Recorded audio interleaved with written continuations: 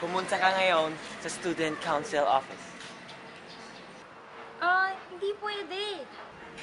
Uunahin mo pa yang paghanap ng lalaki mo kaysa sa trabahong sumisweldo ka?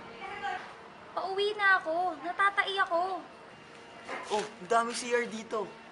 Namabahay yung puwet ko. Pangit!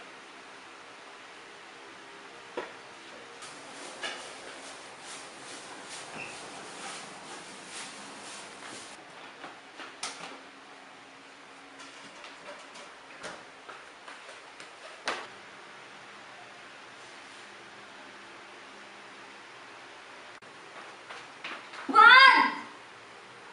Oh, ano? Nakagatan ko na. Bakit mo ba kasi pinakialaman yan? Ref ko to. Bahay ko to. So unless told otherwise, lahat na nandito pag may may-ari ko.